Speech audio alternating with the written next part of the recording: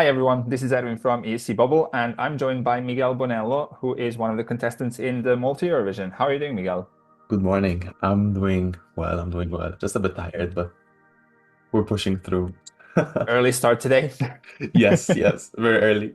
I had a party last night, so it was Oh, like, yes, so it was a nice get together. was it with the Malta Eurovision team or yeah? Yes, with the other artists from Mhm. Malta Eurovision. So it was a very nice, it was a very nice party to be honest. I really enjoyed it. This is, I guess, just like before all of the rehearsals start on stage, etc. Yeah. Yeah, just a bit of like a bit of a break, Hmm. not only just physically from going to rehearsals, but also mentally. Yeah. It's nice to have these opportunities where you can meet up with the other artists and there isn't that type of pressure of, oh, like we have a rehearsal coming up soon or we're going on stage and things get very hectic when it's the very last minute and the last minute performances Yeah. rehearsal. So it's nice to have this like kind of a mini pit stop, I would say. So and then we continue with the final touches of the performances and stuff like that. And I mean, like you've gone through this entire thing last year as well, because you competed with Better Off Alone in Multi Yes. Eurovision. How was your experience back then, and like what made you want to come back again this year? No, last year was completely different. Last Okay. year was completely different. Last year it was a nice experience. However, this year I wanted to take part again because I feel like I have so much to give, Hmm. and I feel like I'm a very artistic person, and I like to show off my art. And I feel Yeah. like as a super fan and also as someone who likes to go at every opportunity that they get, I'm like, Eurovision just works for me, I feel Hmm. like. I just like the community, I like the vibe that there is, and even whether I took part or not, I'm still like an active follower of the Hmm. show. So for me, it just feels like I'm at home, because I'm used to it now. But yeah, I decided to take part again because, as I said, like I want to show off another side of me Hmm. or continue building onto my like artistic image and approach to Eurovision. So Hmm.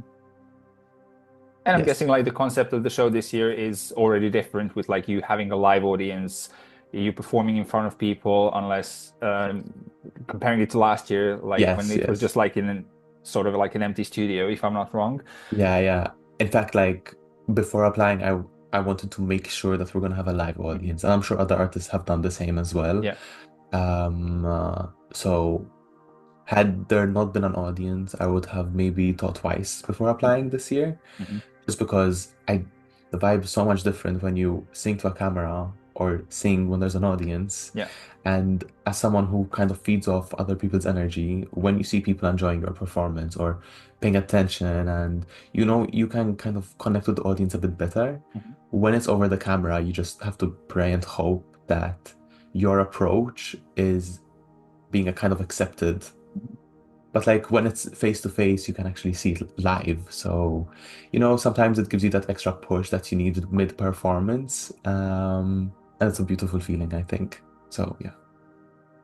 And tell me more about your song from this year. Like, what do you want to portray with it, and like, what's the message behind it?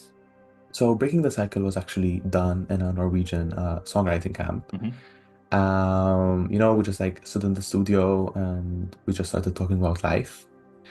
And we came up with the concept of breaking the cycle, which means um, doing things that are outside of your comfort zone, doing things that help you break the daily pattern that you're in. Hmm. And sometimes you're in this pattern where you feel stuck or you feel unhappy. And breaking the cycle is about managing to break that cycle and trying to find kind of new purpose and new life.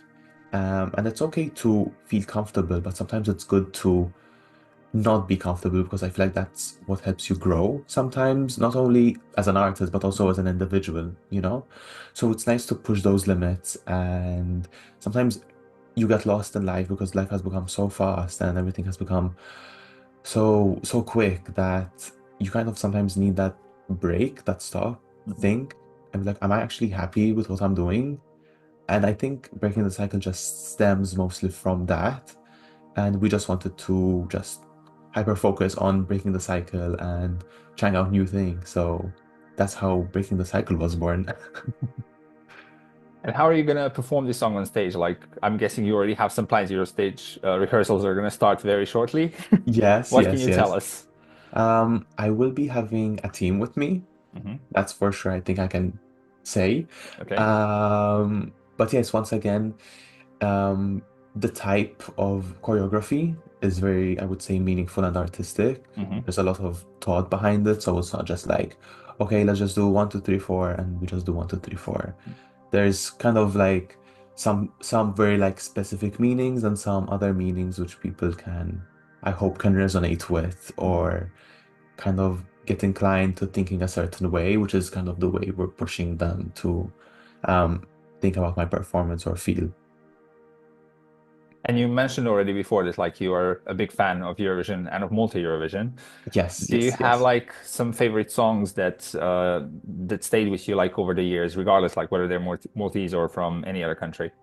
So I would say I've been actively following the competition from 2014, Okay.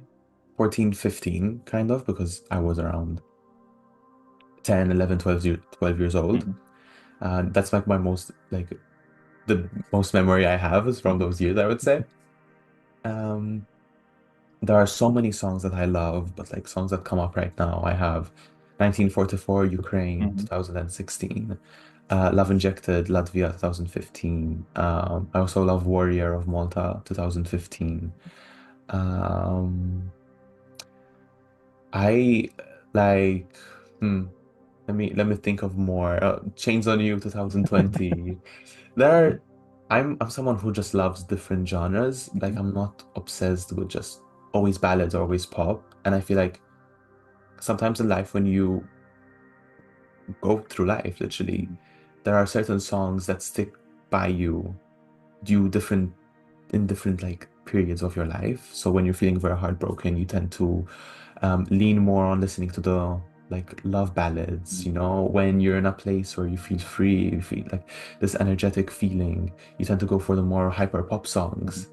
So it's a bit hard to say which song is my favorite because I feel like at a different point in my life I've always had a different favorite, and music is always evolving, and I think it Yeah. would it would be a shame if you keep being stuck to the same song you've listened to. Obviously, it's art, and sometimes you just listen to a song so many times that you get sick of it. But even though you get sick of it and you don't listen to it, you still know that that song holds a special place in your Yeah. heart because during a rough moment or a fun moment, like that was your kind of your Mhm. comfort song. So yes, I just love music. So What's going to be next for you, Miguel? Like after multi Eurovision and after hopefully Eurovision? So right now I'm still studying. I'm studying music Hmm. production and sound engineering. So I would love to finish university. It's my final year and just have Nice. kind of my degree in. Other than that, obviously, I would still keep on exploring the land of music, the land of art, and hopefully keep evolving what I have into something which more people can kind of resonate with and be intrigued into following my journey, I would say. Thank you very much, Miguel, for this lovely chat. I Thank you wish you very the very much. best of luck in multi Eurovision, and who knows, we might see you in Basel as well. Fingers crossed.